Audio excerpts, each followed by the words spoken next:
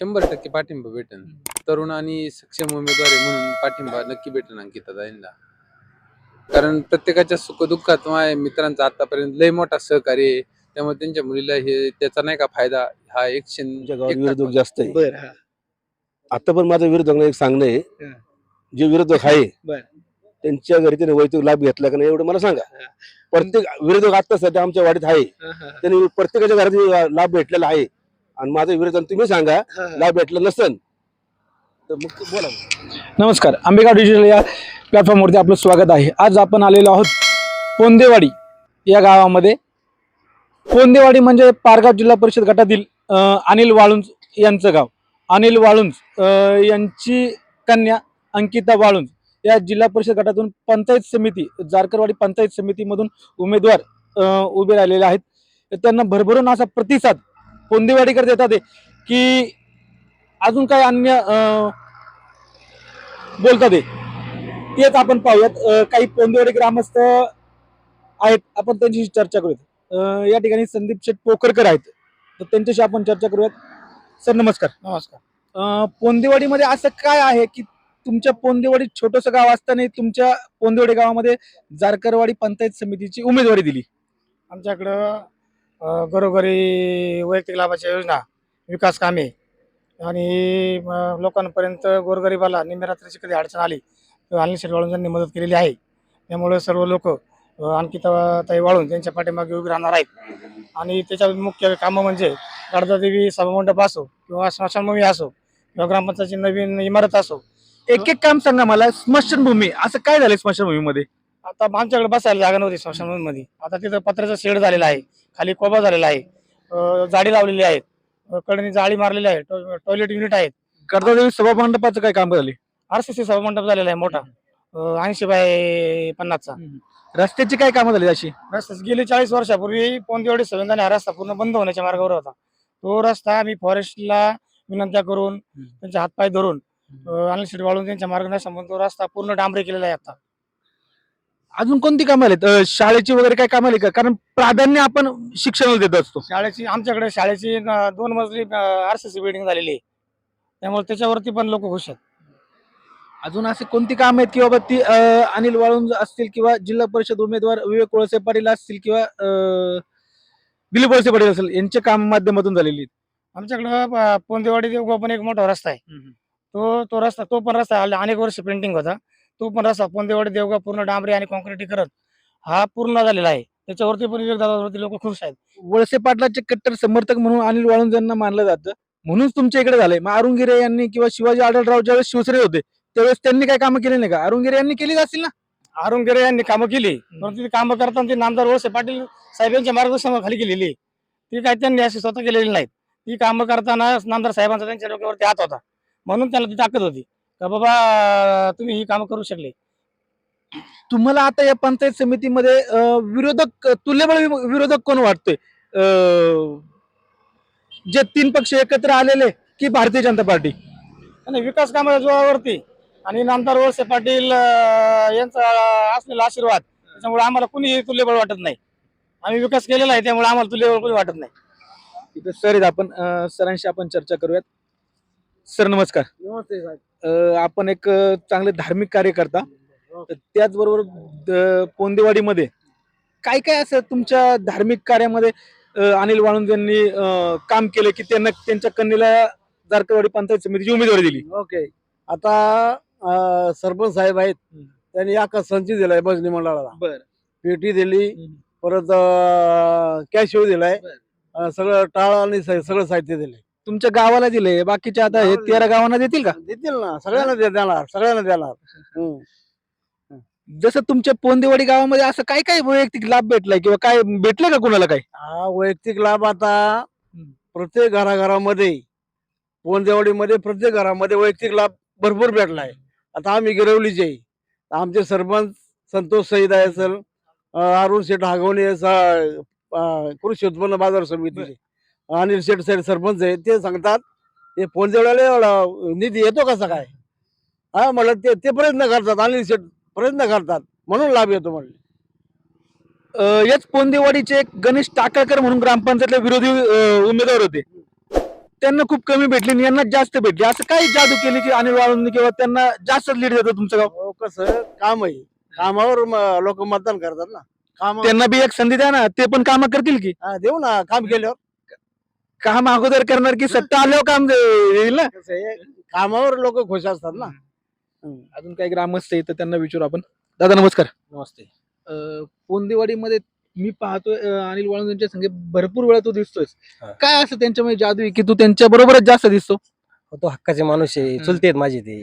मग त्यांच्यासोबत नाही मग विरोधकांसोबत करायचं का? पण काय होतं कधी कधी त्यांना नावं ठेवली जातात. तुला आवडतं का रे ते? नाही, कसंच आवडत नाही. का? मग असं जरी कोणी विरोधक जरी बोलला त्यांच्याबद्दल एखादा वाईट शब्द, तर असं म्हणजे डोकं फिरतं पण. काय असं विरोधक काय बोलतात असं त्यांच्याबद्दल? काय असं विरोध विरोधक बोलतात? आहे शेवटी, कोणी काही बोलणारच आहे. शेवटी आपण प्रत्येकाचं तोंड पकडू शकत. हा प्रश्न तर आहेच ना. मलिदा गँग ठेकेदार नाही, नाही, बोलू द्या. पाटलांबद्दल काय पहिली असं ते गोष्ट, वगैरे बोलतात? मलिदा गँग, मलिदा हा विषयच नाही, घ्यायचाच नाही हा विषय. मलिदा हा कधी घेतलेला नाही, घेणार पण नाही, कधीच होणार नाही ही गोष्ट काही. ही सगळी तर विकास कामं चालू आहेत, ही सगळी गोष्ट, ही सगळं काम आहे ना, हे सगळं अनिल शेठ वाळूंज यांच्या माध्यमातून झालेलं आहे. काय त्यांच्या मार्फत झालंय पण विरोध पण त्यांना भरपूर आहे ना गावामधून. असू द्या ना, विरोध पाहिजेलच ना. विरोध असेल तर काम जोरात होतात. काय असं त्यांनी एक विशेष काम असं काय केलं की तेव्हा त्यांना पोंदेवाडीने उचलून घेतले? उचलून म्हणजे आज रोजी कसं आहे, असं एक कुटुंब नाही का त्या कुटुंबात वैयक्तिक लाभ गेला नाही. प्रत्येकाला वैयक्तिक लाभ दिलेला आहे. अडी अडचणीला धावून जाणारा माणूस आहे. आणि कधी बी रात्री बेरात्री अर्ध्या रात्री तुम्ही कॉल करा, पहिल्या कॉलला फोन उचलणारा माणूस हा अनिल वाळुंज आहे. ते नुसतं पोंदेवाडी या गावापुरतं ठिकाणी मर्यादित नाहीये. या ठिकाणी वाळूंज आहेत त्यांना आपण विचारूया. तुमच्या पोंदेवाडीमध्ये महिलांना काय असं सक्षमीकरणासाठी काय काय केलंय तुमच्या महिलांसाठी पोंदेवाडीतील? नाही, आमच्या पोलीवाडी महिलांसाठी सरपंचांनी प्रत्येक लाभाचं प्रत्येक घरी दिलेलं आहे. काय गिरण असेल किंवा कोणते कोणते असेल, घरकुल असेल, भरपूर दिलेलं आहे पोलीवाडीमध्ये. पोंदेवाडीकरांनी ह्या अंकिताताईला का असं उचलून धरलं किंवा त्यांनाच उमेदवारी दिली? तुमच्या मतदान फक्त 1500 असेल मला वाटतंय. नाही, 1500 असेल किंवा 1000 असतील, वडिलांची कामं आहे आणखी त्यांच्या. पहिले आमच्या पोंदवडले काय होतं, आमचे पहिले लोक 13 गावांमधील लोणी असेल, जारकरवाडी असेल, धामणी असेल, ही मोठी मोठी गाव आहेत, त्यांच्याकडे उमेदवारी नाही दिली आणि तुमच्या पोंदेवाडीमध्ये दिली. माणूस बघून दिले ना, माणूस बघूनच उमेदवारी दिली ना. आणि तुम्ही मगाशी बोलले तुमच्या गावात विरोधक जास्त आहे. बर आता पण माझं विरोधकांना एक सांगणं आहे, जे विरोधक आहे बर. त्यांच्या घरी त्याने वैयक्तिक लाभ घेतला का नाही एवढं मला सांगा. प्रत्येक विरोधक आता सध्या आमच्या वाडीत आहे, त्यांनी प्रत्येकाच्या घरात लाभ भेटलेला आहे. आणि माझं विरोधक तुम्ही सांगा लाभ भेटला नसेल तर मग तू बोला.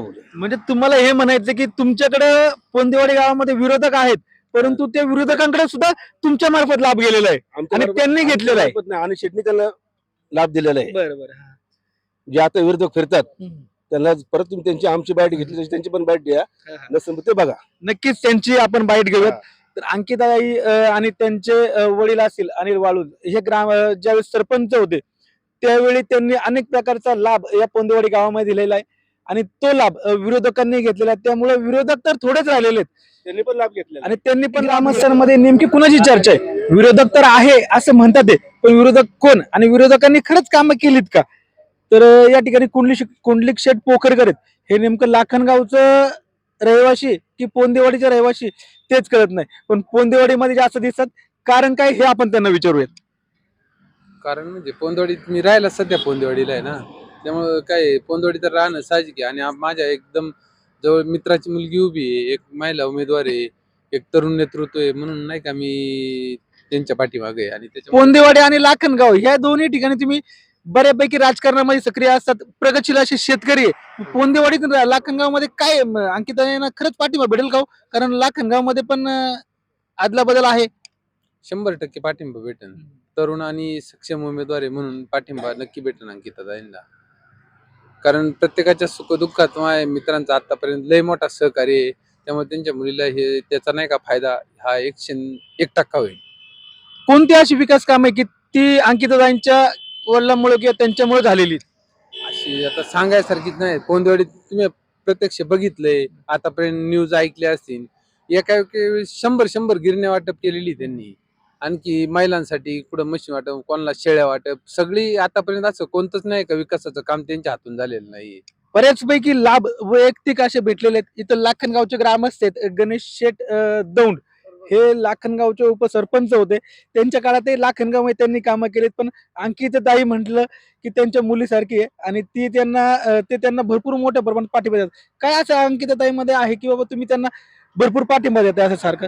समजा मी लाखनगावचा आहे, पण पोंदेवाडीत पण माझी जमीन आहे.